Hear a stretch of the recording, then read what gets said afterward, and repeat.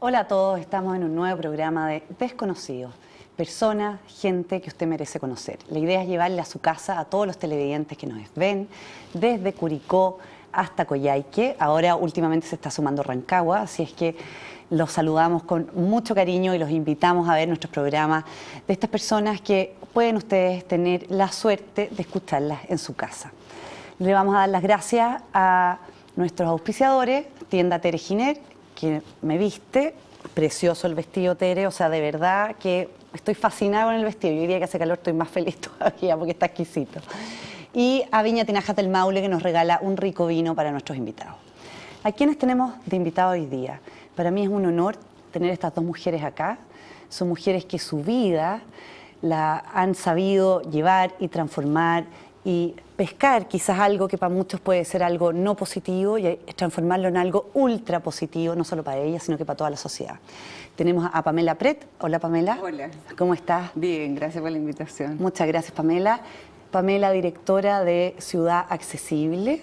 Vamos a hablar de qué se trata eso. Y también premiada como Mujer Impacta el año 2016. Quizás no es tan desconocido como para el programa que se llama así, pero un lujo tenerla aquí. Y tenemos también a Andrea Legarreta. Hola, Andrea, ¿cómo estás? ¿Qué tal? Gracias por la invitación. Muchas gracias, Andrea, por estar acá. Andrea, coordinadora también, que trabaja en Ciudad Accesible.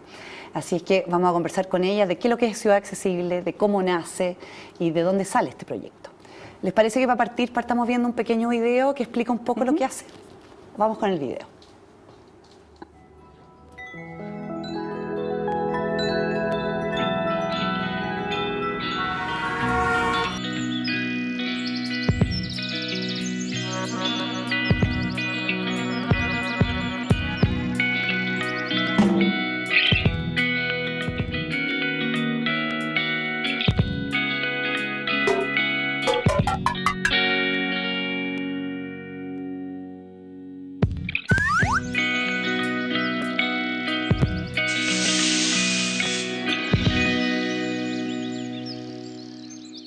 En tus manos está el cambio, una ciudad accesible para todos. Pamela, cuéntanos un poquito y que le cuentes a la gente de dónde nace esto, de dónde se te ocurre esto y qué es Ciudad Accesible. Bueno, Ciudad Accesible en realidad partió producto de la historia personal de mi familia. Yo tengo 4 hijos y 2 en silla de ruedas desde nacimiento, nunca llegaron a caminar. Y lo que produjo harto... quizás, como conversábamos, no es algo terrible en tu vida, pero sí es bastante dificultoso. Cada etapa es difícil en cuanto a que te demoras más, todo se complica un poquito más. Pero finalmente los problemas los teníamos más que nada cuando salíamos, los edificios, las calles, los lugares. El tema de su discapacidad en sí no era un problema, el problema siempre era que te encontrabas con medios y entornos que eran inaccesibles y que de alguna manera dificultaban mucho esta crianza. Así que ya pasando el periodo más difícil, que eran más chicos, empecé un poco con esta cosa de alegar, porque ya teníamos una primera ley, el año 95, una ley que te obligaba a ciertas normas de urbanismo y arquitectura que debían ser las cosas ya más accesibles. Entonces yo pensé que existiendo una ley esto ya se iba a mejorar así al tiro y en realidad no fue así y de hecho descubrí que pasaron 5 años y que esa ley no se conocía y empecé un poco con el alegar, la carta, un poco mandando cartas y alegando bastante, denuncia. Y de repente... Como madre de estos 2 niños que claro, necesitaban porque finalmente acceso en distintos lados. Íbamos al cine y no podíamos entrar al cine. O a cualquier parte, estamos hablando de ¿Del año 95? Ya, claro, Sí. 95. ¿Qué edad tenían tus hijos ahí? Son del 83, Ya. O sea que ya... pero en el fondo, el primer periodo no había nada en Chile. Pero ya en el 95 uno podría haber esperado algo más. Estamos hablando de una ciudad que no tenía rebajes de vereda, ninguno. Cada cuadra había que subir. Estas sillas de ruedas. Y 2, entonces te demorabas un poco más de cruzar la calle. Así que de repente descubrí que en el fondo esto no se conocía, no se sabía. Y de ahí nace me dicen alguien de la familia, me dice, hazlo en serio. No, como persona no lo vas a lograr. Y genera algo de esto. Y ahí, no sé, yo creo que fue una iluminación realmente el nombre, porque me acuerdo el minuto que dije, ¿qué queremos? En realidad yo necesito una ciudad accesible, eso es lo que necesita mi familia. Para cumplir sus objetivos. Ellos tenían que lograr las mismas cosas que el resto de sus hermanos, pero era necesario esta ciudad más lisa. Y de ahí formó la corporación un poco ya como... El año ya 99. Claro, ahí ya se concreta con su personalidad jurídica, con toda su organización. Y parto, además se suma internet, que me gustaba mucho la parte tecnológica, así que armo inmediatamente una página web, que es como la primera, el tema un poco que tomaba esto de accesibilidad, discapacidad, que no era conocido. Y de ahí empiezo como con un sistema de denuncia. De decir, este edificio se construyó y se construyó sin cumplir la norma. Y fue bastante chocante porque no es algo... ¿Y a dónde lo denunciabas, Pamela? En la página web. Pero eso, en la misma página, sí, ya. Pero eso causó, naturalmente era mucho menos que hoy en día, pero sí ya existía esa búsqueda en internet. Entonces, recuerdo que los primeros años que se acercaba cuando empezaba la Teletón, empezaban los reportajes y empezaron a sacar mucha información de esta página. Perfecto. Y ahí se empezó a mover un poco. Pero era enfocada un poco a la denuncia. ¿Y la página la hacías tú? Sí, sí. ¿La corporación la hiciste tú? Sí. Es que tenía... ¿Con alguien más o sola? No, en ese minuto sola, Y ¿Con el apoyo de tu marido, tu hijo, con alguien? No sé, me estoy imaginando sola frente al mundo. No, es que un poco se me hacía fácil el tema, esto de manejar la página web. Tengo muchos como intereses en ese estilo. Había aprendido bastante computación, de programas de diseño, por otras razones. Entonces, se me hacía fácil, en cierto modo. Pero de tanta denuncia, de repente empezó a llegar correos y recuerdo uno en particular que fue, oye, ¿y cómo se hace una rampa? Y era un arquitecto. Perfecto. Entonces fue como decir, a ver, no saben. Yo pensé que sabían, pero en el fondo ahí descubres que el tema sencillamente no se conocía. Y ahí parto con ahí ya me reuní con más gente y dijimos, hagamos un manual chileno de cómo tomemos lo que hay de ley y cómo se hace. Y ahí sacamos el año 2003 el primer manual de accesibilidad, diseño accesible, construir para todos. Y logramos con ¿Trabajaste ahí con diseñadores, arquitectos?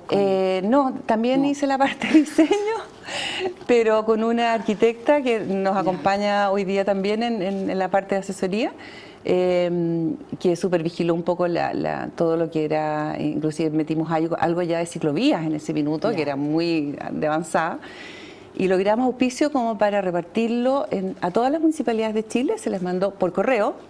No existía, o sea, todo esto, no existía el mail como ahora, era mucho sobre, mucha cosa. Mandamos todo este material a todas las universidades y a todas las municipalidades de Chile, el año 2003. Hace una semana, en un seminario en Quillón... ¿Quillón en Chiloé? Quillón, Quillón, Quillón, por ahí, sí. Se levantó un señor de una municipalidad y dijo, les quería agradecer porque ustedes de alguna manera nos han iluminado desde el año 2003 cuando recibimos su primer manual. Y hemos basado en eso parte de todo nuestro trabajo. Y para mí ha sido de las cosas más como emocionantes de saber de que todo ese trabajo, increíble, aún hasta el día de hoy lo agradecieron muchas municipalidades chiquititas que no tenían forma de enterarse de muchas de estas cosas. Qué lindo. Así que de ahí partió y por suerte el año 2008. ¿Qué año entras tú, Andrea? 2008. 2008, más o menos. ¿Cómo te contactas con la Bueno, yo soy mamá de 3 y el del medio tuvo un accidente en moto y él quedó tetrapléjico. Y cuando uno tiene un accidente así como en la familia, como que de algo que tú totalmente desconocías hasta hace minutos, como que empiezas a tratar de contactar con gente, de tener como una red de cómo lo hicieron, qué pasó, etcétera. Entonces, bueno, nosotros con mi marido fuimos bien inquietos buscando contactarnos con la gente que tuviera la misma diagnóstico de nuestro hijo, pues estuvo mucho tiempo hospitalizado, estuvo más o menos como 6 meses hospitalizado hasta que lo dieron de alta. Entonces, bueno, y dentro de esto de buscar por todos lados y tratar de conocer un poquitito más de esto, de repente alguien me dijo por ahí, ¿sabes qué? Yo conozco a una persona que tiene 2 hijos en silla de ruedas. Ah, no, dije yo tengo que conocer, una mujer con 2, yo que tengo con 1. No, tengo que conocer a esa mujer, tiene que saber, digamos, lo que yo necesito saber. y me puede pasar los datos y cómo salir adelante con esto. Así que, bueno, me dieron el teléfono de ella y yo la invité a almorzar. Esa mujer eras tú, Pamela, supongo, ya. Claro, ella era. Y la invité a almorzar y nos conocimos en esa... Ella, sin conocer... ¿Esto fue el año 98? No, 2008. Ah, 2008. 2008, sí, porque perfecto, Javier 2008. se accidentó el 2016 más o menos. Ya. Entonces la búsqueda ya había un tiempo, había ya pasado. Y bueno, le invité a almorzar y bueno, me contó, y de repente dentro de esa conversación me contó lo que ella estaba haciendo y yo encontré que justamente tenía mucho sentido, me hizo al tiro sentido porque cuando Javier tuvo el accidente, uno la verdad es que la discapacidad como que uno la sabe, digamos, es más fácil llevarla, no es tema la discapacidad en sí, o sea, claro, es una pérdida, etcétera, etcétera, pero el drama no está ahí. El drama está que yo empecé a decir, Javier era una persona muy movediza, era muy bueno para hacer deporte, estaba estudiando en la universidad, o sea, tenía múltiples actividades y él era muy inquieto en sí. Entonces, en el fondo, ahí yo miré la ciudad ya con otros ojos y me di cuenta que él no iba a poder, oye, la casa donde estoy viviendo, él no puede salir de mi casa porque hay 2 peldaños y la vereda no tiene rebaje. ¿Y cómo va a ir a comprar el pan? ¿Y cómo va a ir a la universidad? ¿Cómo va a seguir? ¿La universidad es accesible? Entonces, en el fondo, fueron como simultáneas el conocer a Pamela y yo empezar a ver algo que nunca había visto. ¿Te fijas? Entonces, bueno, en ese tiempo... Porque hay cosas que parecen obvias hoy en día, como lo que tú mencionabas, rebaje en las veredas, por ejemplo. Porque a uno se le olvida, en realidad, que hace quizás 10 años, no sé, 5, no sé cuántos atrás, simplemente no estaban.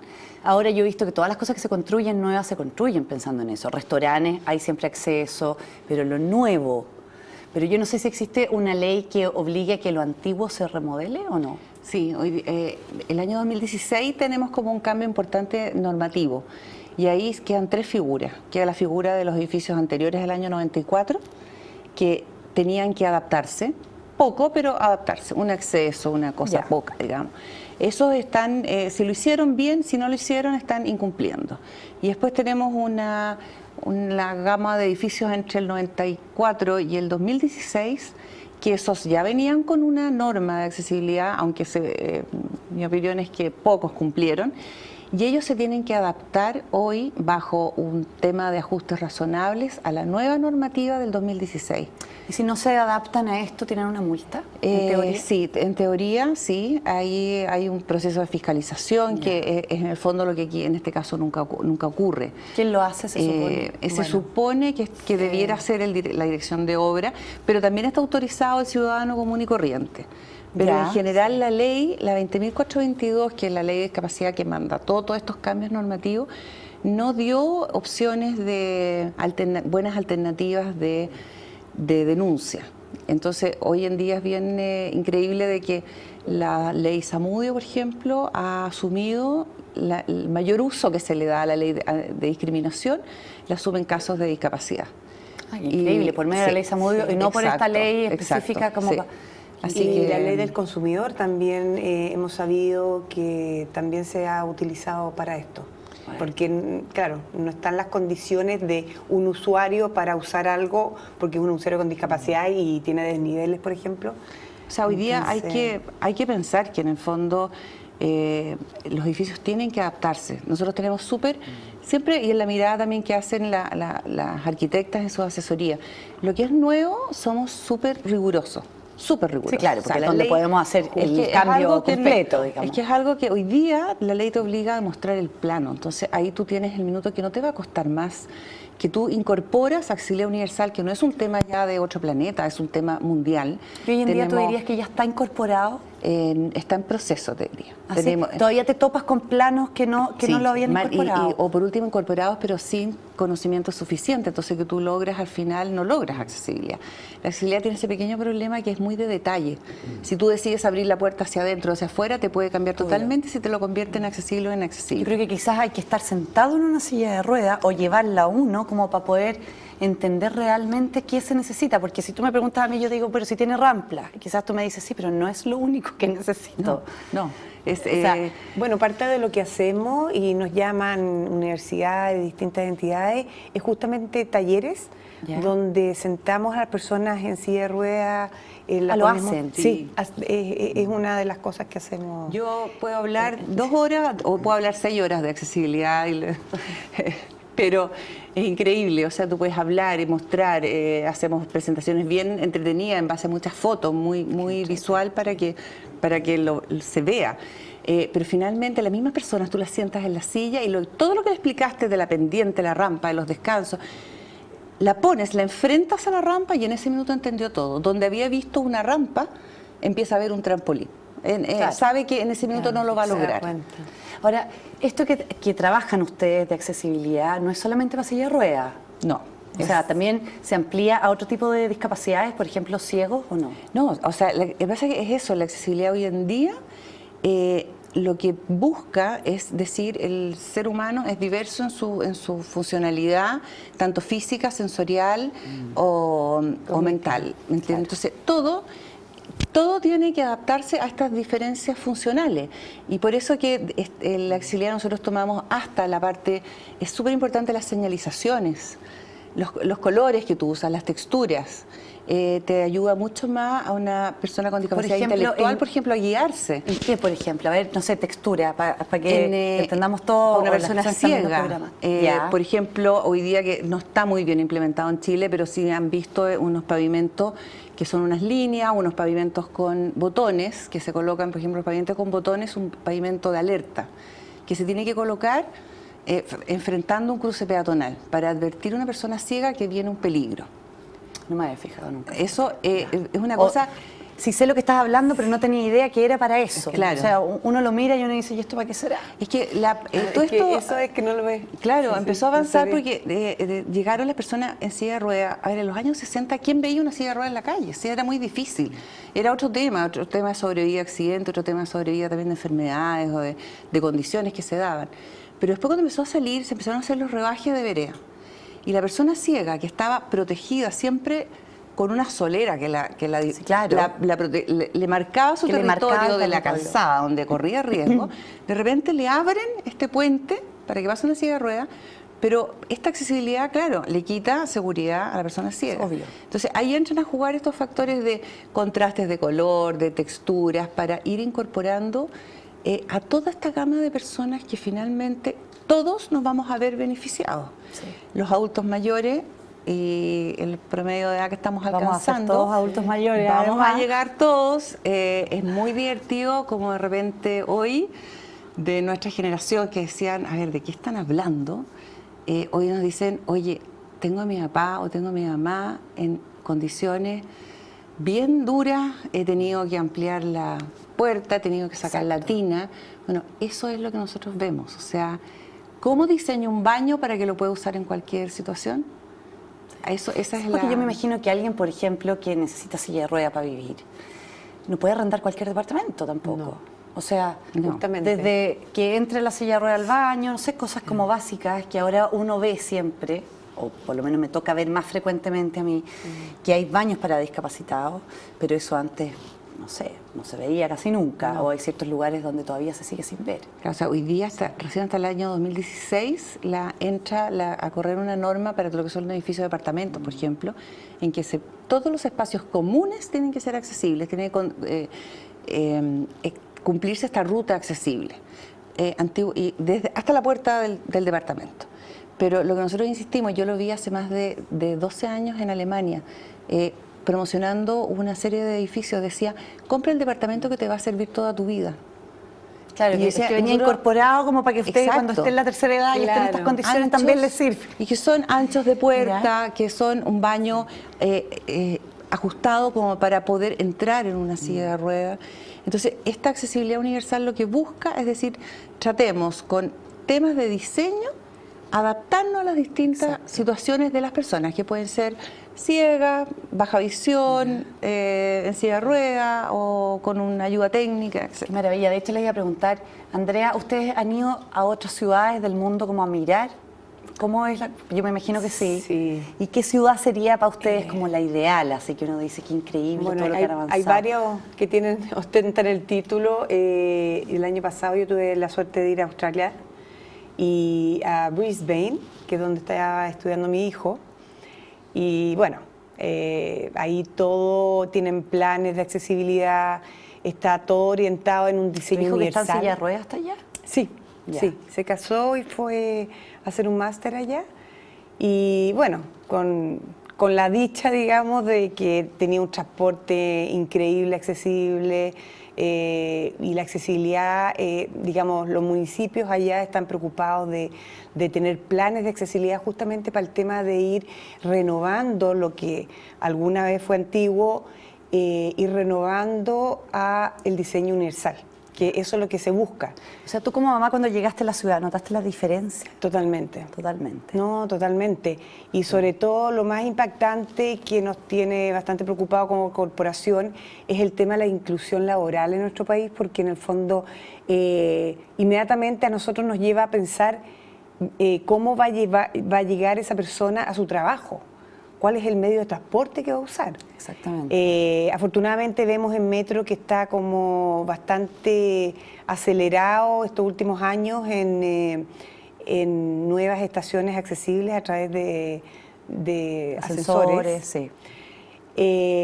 Pero tenemos un debe bastante grande en el tema del transporte público, de buses, básicamente, y en especial de los paraderos, porque si bien está implementado el tema rampa en los buses, no así su concordancia con los paraderos. Tenemos paraderos que son prácticamente islas en temas de accesibilidad, no están conectados con la vereda. Entonces, en el fondo esto es una cadena que tú necesitas que todo esté conectado para que funcione, porque si no, no funciona. Y tú allá lo ves.